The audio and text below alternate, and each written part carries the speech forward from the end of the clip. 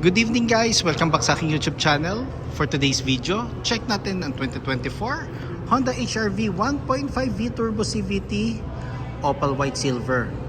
Guys, ito yung middle variant ng ating Honda HR-V.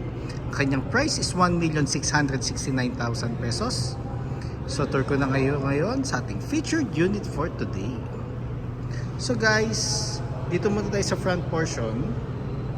As you can see, yung design talaga ng ating Honda HR-V is very prestigious.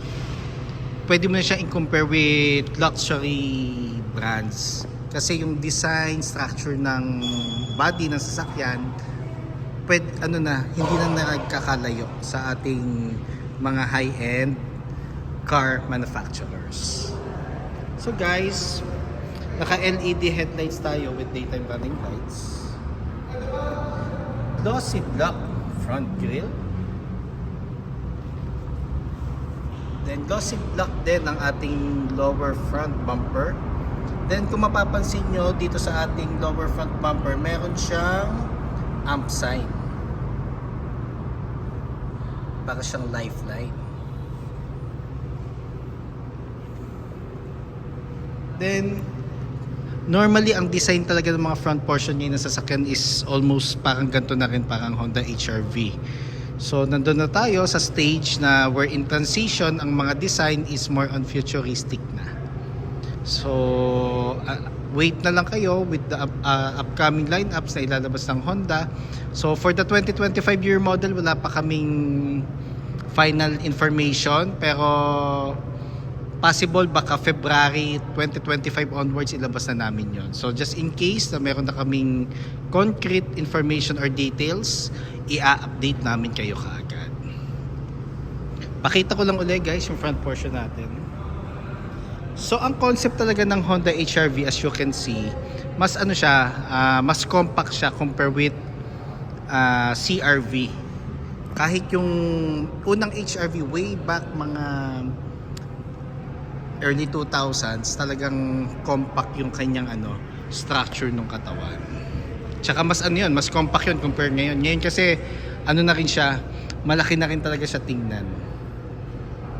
So regarding naman sa engine guys, 1.5 turbo CVT, 7-speed automatic, 178 horsepower, 240 Newton meters of torque, double overhead cam, front wheel drive. Fuel efficiency, so ang kanyang consumption within city driving, nag-range siya ng 8 to 14. Highway, pwede siyang umabot ng 14 kilometers and up. Pero it will depend sa driving habit nyo and kung ilan ang capacity ng HR-V natin. Then, ano nga pala meaning ng HR-V? Hip and smart runabout vehicle. Then, equipped na nga rin pala ito ng Honda Sensing guys. Additional safety features for the unit owners. Normally, other brands may mga ganong features na rin siya. So, dito naman tayo sa passenger side. Quick review lang tayo guys. Then, tayo dark gray alloy wheels, 17-inch, ventilated disc ang ating front brakes, MacPherson strut ang ating suspension. Ground clearance is 181mm. Bakit 181? Same lang naman siya nung S. Meron kasi siyang resonator dito. So yun yung naging factor. Ito, nakikita nyo, yun ang naka-affect sa ating ground clearance. Then, door integrated side mirrors, iwas blind spots. Then, side turning lights is sa side mirror na rin. Body color door handles. Smart entry na tayo guys So pag in-unlock natin ang unit, automatic babalik ang ating side mirrors. Pero pag in-off natin pag nilock natin yung doors, automatic magpo-fold yung side mirrors. Open ko lang ulit.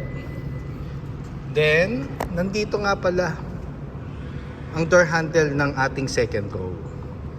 Kasi ang daming nagugulat, nagbe-base sila dito sa ating aerodynamic body. Nasaan daw yung door handle? Normally, nandito siya. Sa may pillar. At kung mapapansin nyo, yung pinaka mirrors ng ating Honda HR-V is mas maliit compare with other model lineup ng Honda. Then, naka shark fin antenna na tayo. Tailgate spoiler.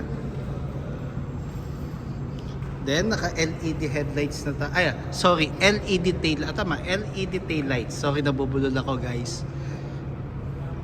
Then, ang maganda dito, mahaba ang ating light bar. So, yung pinakabuo na tail light, yan ang iilaw pag sa gabi. Then, nakaano na tayo guys, reverse camera. Then, combination ng matte and glossy black rear bumper. Then, meron tayong turbo emblem para ma-distinguish natin kung V ba siya or S, pero normally kasi almost the same ang S and V. Ang main difference lang ng V variant, naka turbo engine siya. Then ito ang ating spacious compartment. Then ito yung tools nandito sa side, spare tire, it's donut type. Tonneau cover, detachable siya.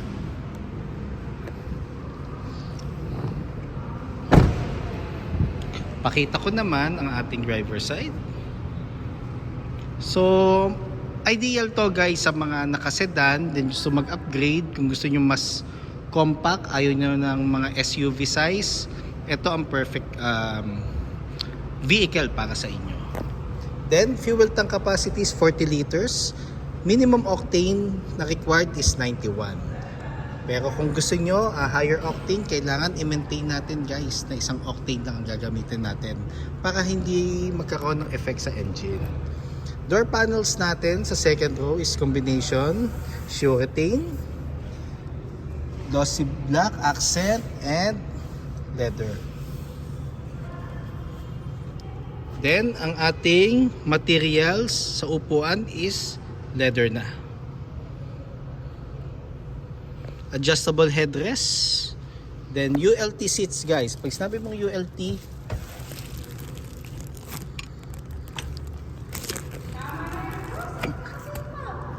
hindi pwede. Top SE. Magbablog lang muna ako sandali.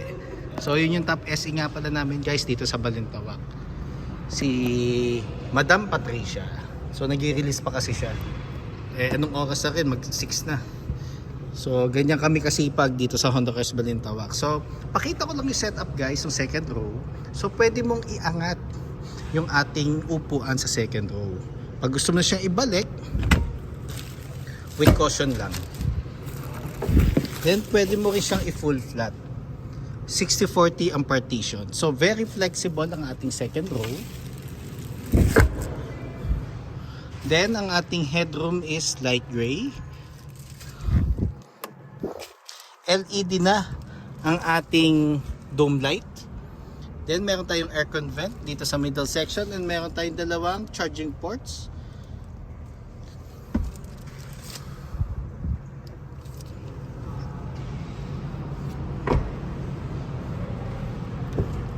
So dito naman tayo guys sa door panel ng ating driver side. Nandito ang buttons, power folding side mirrors, adjustment ng mirrors. Ito yung kanyang knob for the side mirrors, kung anong angle ang gusto mong view sa iyong side mirror. Window lock, central door lock, window switches. PSI guide nandito sa gilid ng driver side. Normally 32 sa harap, 30 sa likod. Then meron tayong height adjustment sa ating driver side. So manual siya.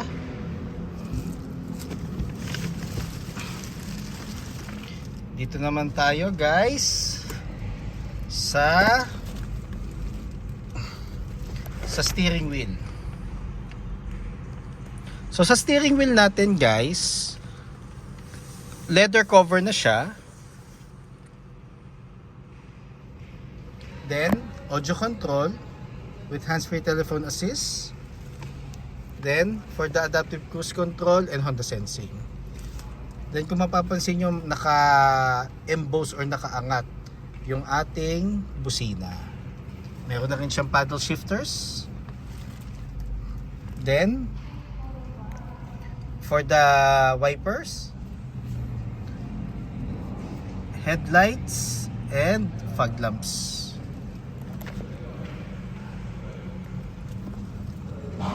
For the sensing and traction control or vehicle stability assist. Sa baba nito guys, yung gas lid and hood. Then ang ating steering wheel guys is tilt and telescopic. So pwede ko siyang adjust pa forward sa akin. Then pwede kong i-up and down. So tilt and telescopic ang adjustment ng ating steering wheel. Push start button na rin siya guys. So start ko lang saglit para makita nyo lang yung panel.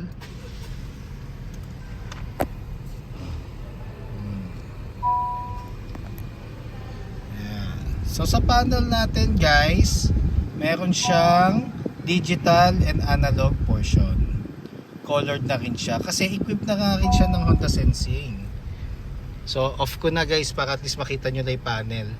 Then touchscreen audio unit with Apple CarPlay and Android Auto ready. Then aircon buttons natin. So ito yung fan, ito yung thermostat, then ventilation. Maganda lang dito guys, binalik nila ng may knob para at least mas nafe-feel ng mga end users or vehicle owners yung pag-adjust sa thermostat and fan. Kasi before, yung mga city natin way back before pandemic, mga touchscreen kasi yan eh.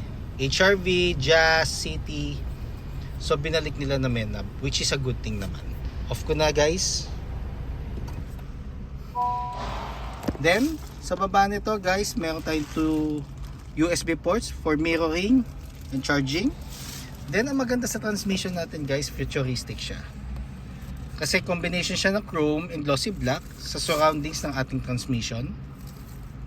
Meron kang portion dito for the cellphones or wallet.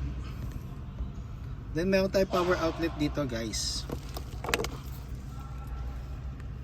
Sa transmission natin guys, meron tayong clutch, then park, reverse, neutral, and drive. Bakit wala siyang S? Kaya wala siyang S guys kasi meron tayong drive mode. Ang drive mode, tatlong klase yan. It's Econ, Normal, and Sports mode. So ang pag-switch is normally i-up mo lang siya or i-down. May options ka dyan na kung anong gusto mong drive mode. Hill descent control, gagamitin na natin siya pag pababa tayo, pag sobrang tarik, i-on natin yan. Automatic magsa-self-adjust yung mga gulong para mabagal ang ikot, para ka naka-engine brake. At the good thing about doon, hindi ka masyadong gagamit ng brake pads. Electronic park brake, pag gagamitin mo lang to pag magpapark ka ng matagal or off mo na yung engine. Brake hold, ito ang magiging handbrake mo pag stop and go ka sa traffic. 2 cup holders, armrest, console box, passenger seat. Tsaka ang headroom nito guys, mas mababa siya ng konti compare sa ibang model lineup ng Honda kasi nga ang concept nito is more on compact. So hip and smart kasi siya. So yun ang pinipreserve ng HRV na image. Then ating dashboard, which is very elegant and actually elegant, simple, smooth, malinis, basta ang ganda pag nakita nyo siya in person. Glove box, dito natin lalagay ang ating mga owner's manual, warranty booklet, copy ng ORCR na hindi expired, and insurance policy just in case you have a hard copy. Then sa taas naman guys, dito yung ating rear view mirror.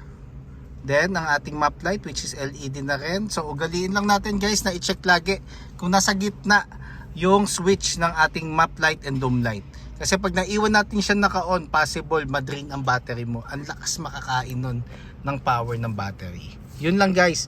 So just in case guys, you have any concerns regarding down payments, discounts, parts inquiries, test drives, bank display for our bank partners, or even service appointments, feel free to call or text 0906-386-8937 or visit me at 598 EDSA East Grace Park, Caloocan City, and look for me guys, Ross Oliver Cruz, ang inyong friendly sales manager here at Honda Cars Balintawak.